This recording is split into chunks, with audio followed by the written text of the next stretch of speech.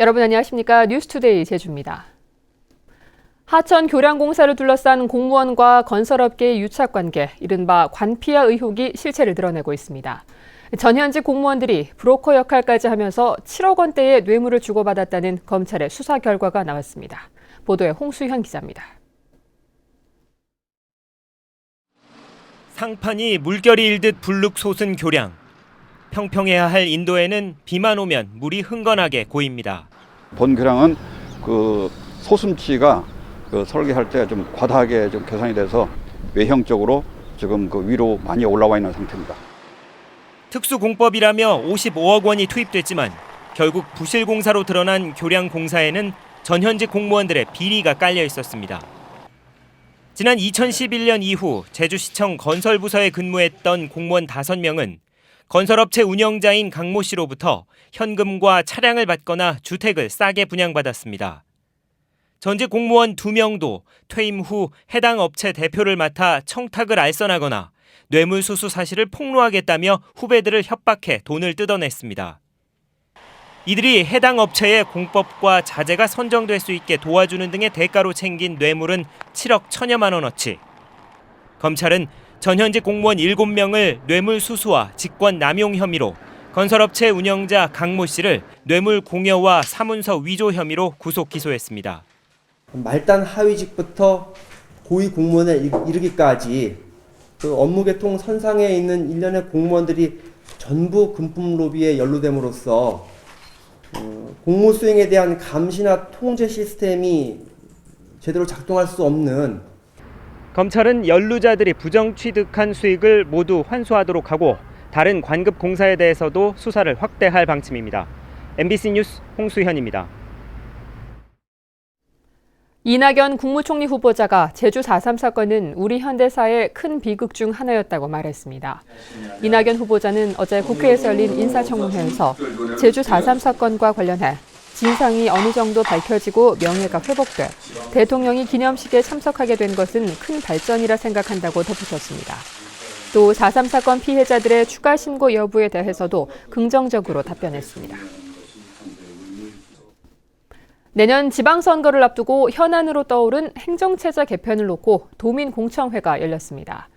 현행체제를 비롯해 3개안이 제시됐지만 도민들은 제각각 여러 의견들을 쏟아냈습니다. 박주연 기자입니다. 행정체제 개편을 위해 제주도가 제시한 대안은 행정체제 유지와 행정시장 직선제, 기초자치단체 부활한 3가지입니다. 공청회 참석자들의 의견은 팽팽히 엇갈렸습니다. 기초단체는 시기상조라고 보고 있습니다. 또한 행정시장 직선제 여기도 또 문제가 있습니다.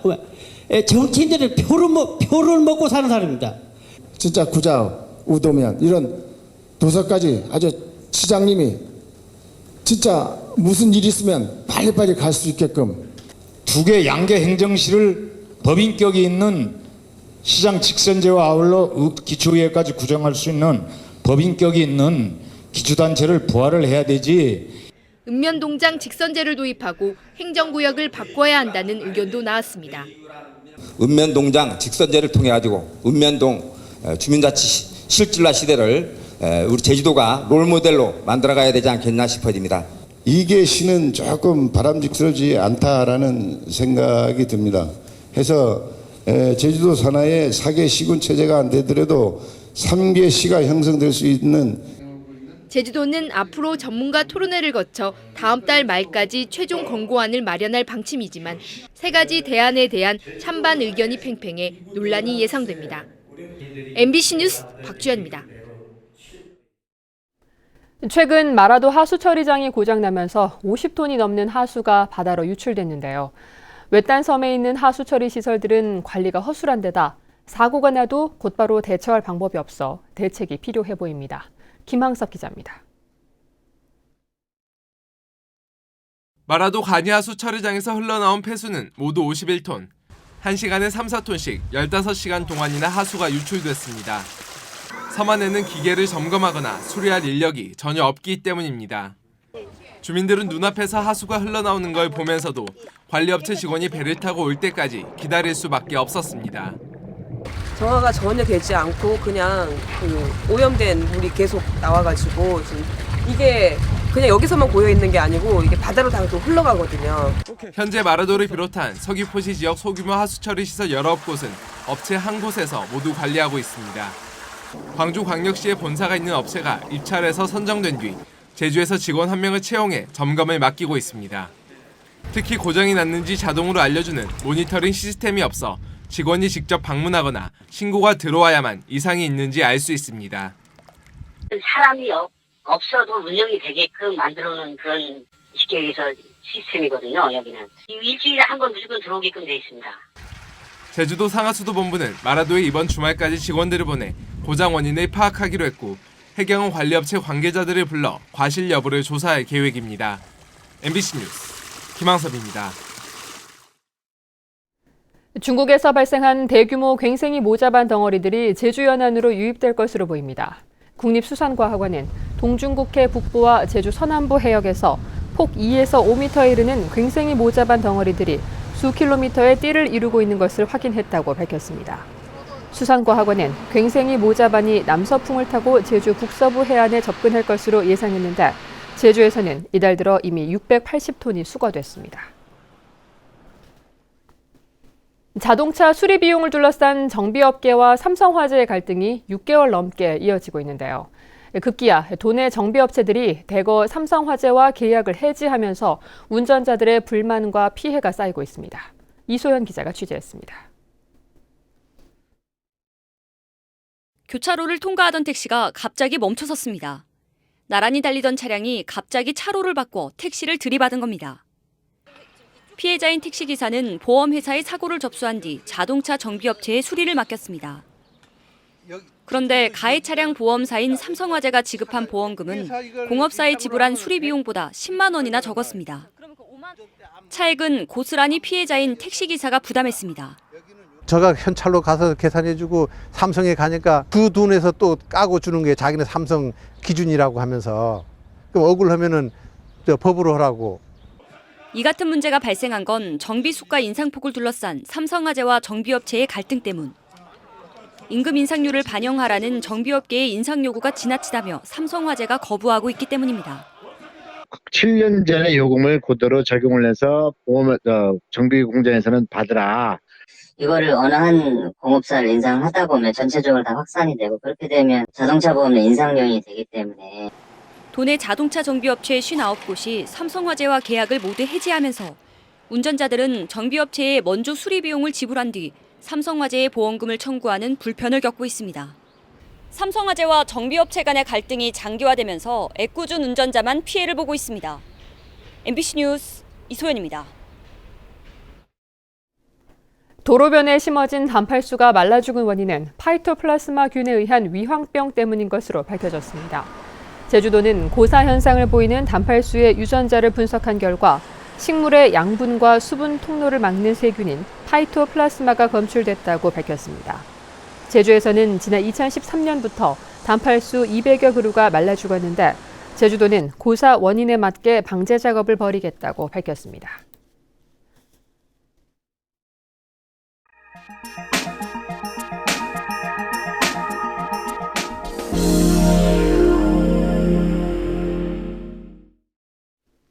전국 유일의 한우 야시장인 수암 한우 야시장이 울산에 문을 열었습니다. 울산의 야간 관광 명소로 기대받고 있습니다. 울산 MBC 이용주 기자가 다녀왔습니다. 연기가 자욱한 시장 한복판. 시민 수백 명이 탁자에 앉아 고기를 구워 먹습니다. 한우를 사 즉석에서 구워 먹을 수 있는 수암 한우 야시장이 문을 열었습니다. 고기가 육질도 좋고 싱싱하고 진짜 너무 맛있고 야외에서 먹는 분위기가 너무 좋았어요. 이색 먹거리를 맛볼 수 있는 음식거리와 수공예품을 사고 타로점 등을 볼 수 있는 공산품, 체험거리도 인기입니다. 야시장 매대 78개 가운데 25개는 청년 창업가에게 제공됐습니다. 확실히 이게 가게 안에서 일하는 것보다 밖에서 하는 게 훨씬 더 저도 일하는 입장에서 편하고 재밌고요. 이거 사는 사람도 더 즐겁게 먹을 수 있는 것 같아요. 전국에서 유일하게 소고기를 즉석에서 구워 먹을 수 있는 수암 한우 야시장은 매주 금요일과 토요일에 운영됩니다. 상인회와 지역 주민이 만들어낸 야시장입니다. 많으신 분들의 시장을 찾아줄 것을 기다리고 있습니다. 앞서 지난해 11월 개장한 중구 울산 큰애기 야시장도 지금까지 185만여 명이 찾을 정도로 인기몰이를 하고 있습니다. 반년도 안 돼 한 곳당 평균 5천만 원에 가까운 매출을 올린 것으로 알려졌습니다. 밤을 뜨겁게 달구는 야시장이 지역 경제와 관광객 몰이에 효자 노릇을 톡톡히 할 것으로 기대를 모으고 있습니다. MBC 뉴스 이용주입니다.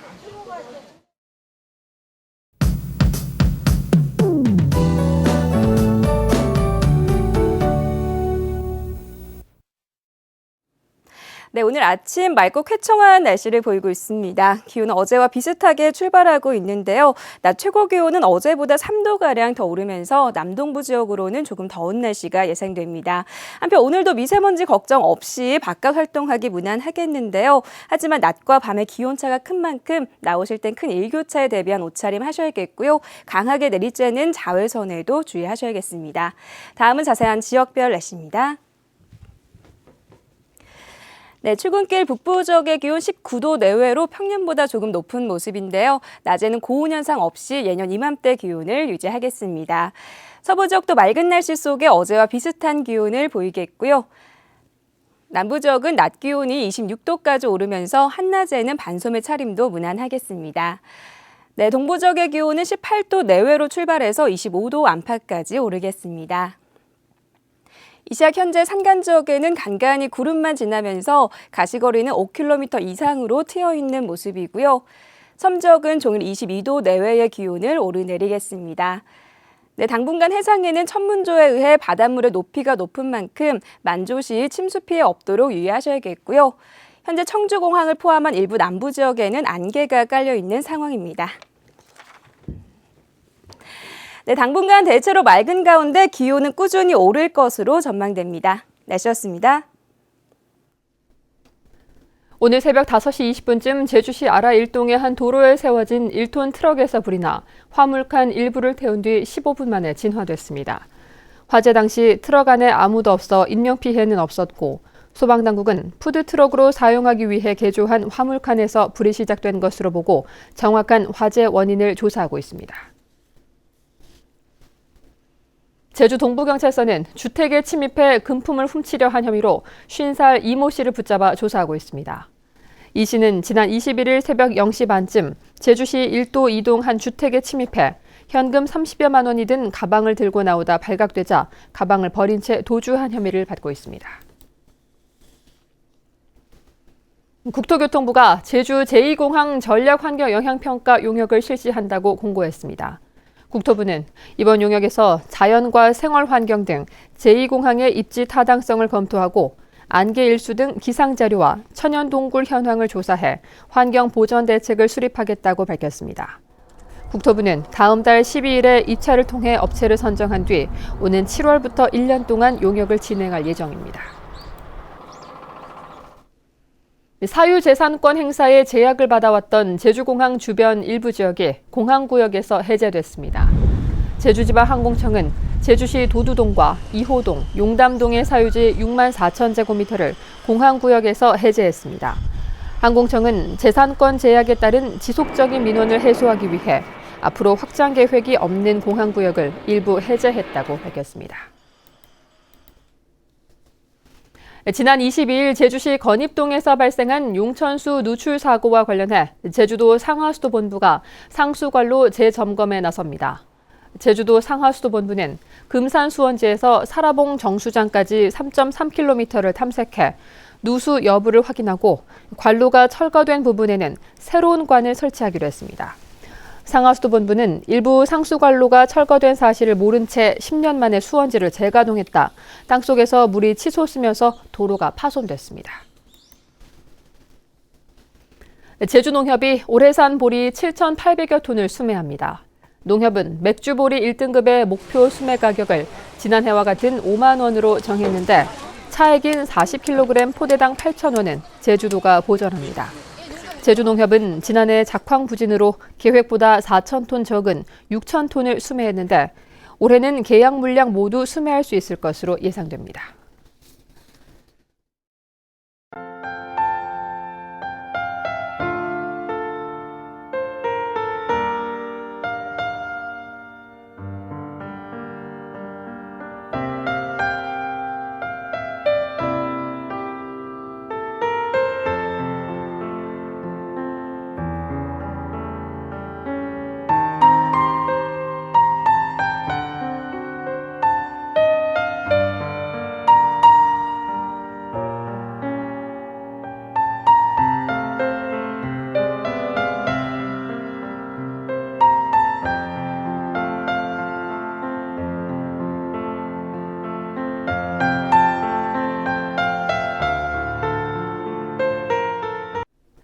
뉴스투데이 제주였습니다. 여러분 고맙습니다.